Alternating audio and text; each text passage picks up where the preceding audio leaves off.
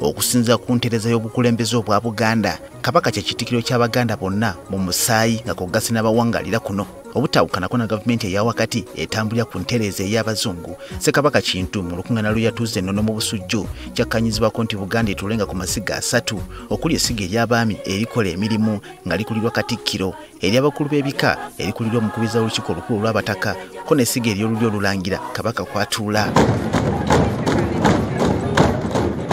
Kyokka newankubadde amasiga gano gonna ga nkizo, Katikkiro wakulusegere nnyo eri Kabaka, ono ye Kabaka ow'ebweru, muyite Kamalabyonna. Okukulaga kino ennyumba mwasulwa giyite Butikkiro ezimbibwa ku mulyango gwa Lubiri mpawo atuuka eri Kabaka Kaabe mukulu wa kika okuggyako ng'ensonga ze asoose kuzitegeezako Katikkiro. Mu buufu buno abantu bangi nnyo abaagala okulaba Kabaka bakyawa nnyo Katikkiro nga balowooza nti yabalemesezza okulaba Omutanda, ng'ate olw'okuba Katikkiro yatuukiriza ebiragiro bya Kabaka bwe biba nga binyiga abantu banyigira nnyo Katikkiro so nga ate bwe bibagasa beebaza Kabaka. Mu byafaayo bya Buganda, bakatikkiro bakubalira ku ngalo abaali basimiddwa nga bakyakutte eddamula bangi omugaso gwabwe gugenda okulabwa baabuwe nga bamaze dda okuva ku bukulembeze. Uganda ng'esemberedde okufuna obwetwaze, ekibuuzo kyali kwanagenda okukulembera gavumenti empya mu kakodya k'okwezza obuyinza. Abasajja abagezigezi abaali basomako ne Ssekabaka Muteesa e Buddo beekebakeba Milton Obote ne bamutwalira Muteesa mu lubiri e bamunaanika gye yali awangaalira ne bamusaba nti ekibiina Kabaka yekka kigatta amaanyi ne UPC bakole gavumenti eyawamu olwo basobole okumega DP. Mu Katikkiro w'akaseera ako Michael Kintu yalaajanirawo n'abategeeza nti kye baali bakola kyali kikyamu nnyo, kyokka bamuwulira bamutabukira ne bamusaba okusirika mbu ensonga zino zaali z'abakulu. Abagobera ebyafaayo mukimanyi nti Katikkiro Kintu mu nsisinkano ya Lancaster ey'omwaka 1962 ye musajja wattu yalwana nnyo okulaba nga Buganda efuna obwetwaze obwayo obwetongodde yokka, bino byonna mpawo yabiraba.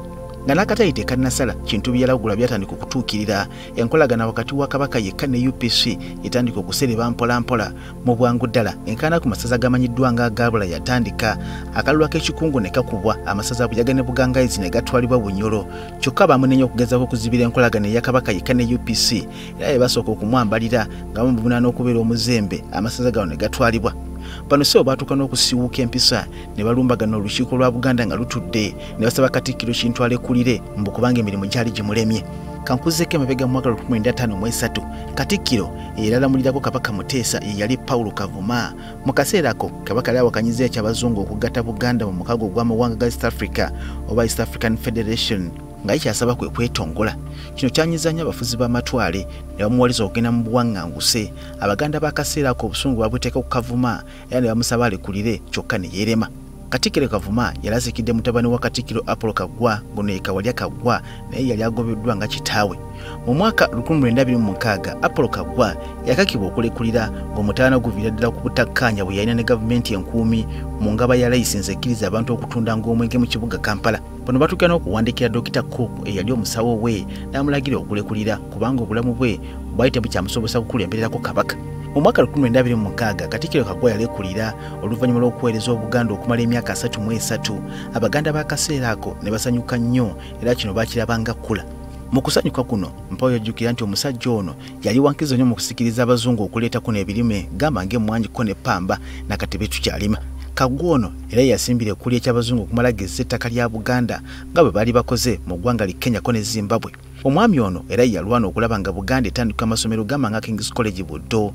Teyakoma okwo, yali musaale nnyo mu kutebengeza abaminsani nga bazimba amalwaliro gamba ng'eri Emmengo, Lutiko n'Emirembeko n'ebirala bingi nnyo, so ng'era yali mu kabiriga k'okukakanya entalo z'eddiini ezaali mu Buganda. Musajja wattu ono okumanya embeera yamunyiga nnyo. Waayita omwaka gumu gwokka ng'azizzaayo ddamula n'afa, yagona kabugonosi n'afiira mu ggaali y'omukka e Nairobi. Kati ye mutabani we Kawalya Kaggwa yafuuka Katikkiro mu mwaka 1945. Bambi olw'okuba yali atambuddeko yatandika okuperereza Abaganda bamuwogere ku ky'okuleetako n'amasannyalaze nga kogase n'amazzi ag'emidumu. Yali amaze okubaga enteekateeka n'abafuzi ab'amatwale basime eddamu gaggadde eya Owen Falls Dam. Munnanga Abaganda bakwata wansi ne waggulu ne basaba Katikkiro alekulire kubanga bye yali ayagala okubaleetera byali byakubaleetera emirerembe ng'omulina okutta ebirime bo baali tebalaba mugaso gw'amasannyalaze ng'ate omwezi gwali gwememula ekiro kyonna. Mu mwaka 1950 yalaba ng'obuzito bumuyinze n'asalawo alekulire.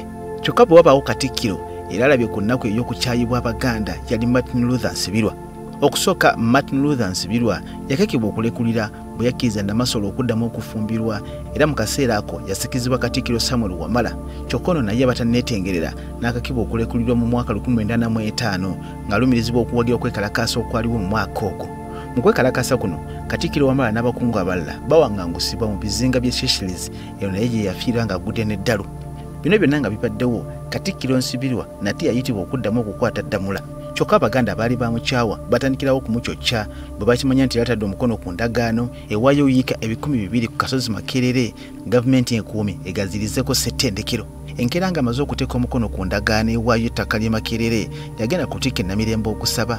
Omusajja tamanyika we yali ayimiridde yamusola n'essasi eryamuttirawo, oluvannyuma kyazuuka nti omusajja ono ye yali Ssenkatuuka. Kankusembeza ono bw'ojjukira Kabaka Mwenda Mutebi ng'atudde ku Namulondo mu mwaka 1993. Katikkiro eyasooka yali Joash Mayanja Nkanji era akumidde Kabaka Ddamula okuviira ddala ku kitaawe omugenzi Ssekabaka Muteesa II. Mukadde ak'okuzzayo Ddamula yagamba nti mpa mulimu gumenya ng'ogw'okubeera Katikkiro mu Buganda. Ng'ono asiibudde, Ddamula yakwasibwa Oweekitiibwa Joseph Mulwanya Mulisa Mwogerere eyakulembererako Kabaka Obuganda okumala emyaka 11 wakati wa 1994 n'omwaka 2005 akati n'akakwasa Inginiya J.B. Walusimbi. Abakuuma ebyafaayo mujjukira nti okumu ku kusoomooza Katikkiro Walusimbi kwe yatawaana nakwo kwe kuganibwa kwa Kabaka okugenda e Kayunga mu mwaka 2009. Kino kyavaamu okwekalakaasa okw'amaanyi ne kufiiramu n'abantu abatagambika. Kino kyattirira ddala enkolagana wakati wa Buganda ko ne gavumenti eya wakati. Katikkiro Walusimbi wakati mu Kanzunzu yalaga obukulembeze obulungi n'akkakkanya embeera okwekalakaasa ne kukoma, enkolagana n'eddawo ne Kabaka n'akkiriza okwegazanyiza mu ssaza lye ery'e Bugerere. Bino byonna bikumira ku mutima bwe yali asiibula ku bwa Katikkiro mu mwaka 2013 yayimirira mu lukiiko lwa Buganda n'agamba nti mu byasinze okuzuula kwe kuba nti Abaganda ba wano bajjudde enkwe. Katikkiro nibona omubala nfaana okola ki? Katikkiro ajja kujja agende ate omulala ajje naye omuwalampe naye agende ate ajja omulala oliko myawa. Embeera y'emu yerabiddwa ku Katikkiro Charles Peter Mayiga nga kyajja akwata Ddamula mu Buganda kyetandikirako kwali kulongoosa buweereza mu bitongole bya Kabaka abaali beerimbika mu kuweereza obwa Kabaka nga bannakyewa ate nga banyaga abantu ba Kabaka ne balagira okusaba emirimu mu butongole abayitamu ne bafuna endagamuntu. Kyokka abaali mu okuyitamu olw'ensonga zaabwe ez'enjawulo baafuula Katikkiro oluyimba nga kugasi n'okumucoccanga. Katikkiro yakiraba nga ekyokugula obuguzi certificate tekimala kuyimirizawo mirimu gya Kabaka n'ayiya enkola eya ttoffaali. Muno bwe mwava enkulaakulana ngamba ng'okugula emikutu gy'amawulire egy'Obwakabaka omuli ne terefayina, okumaliza ekizimbe ky'amasengere nga kugasi n'okuzimba amasiro. Kyokka era waliwo baamwambalira ne balwanyisa enkola eno okutuuka bwe yasalawo efuuke luwalo lwaffe naye era nakakano bangi bakyagirwanyisa. Ng'alaba ettaka lya Buganda liggwawo yagunjawo enkola eya kyapa mu ngalo ku ttaka lya Kabaka ng'ayagala buli aligula oba lyeyagalirako alifuneko ky'oyinza okuyita liizi.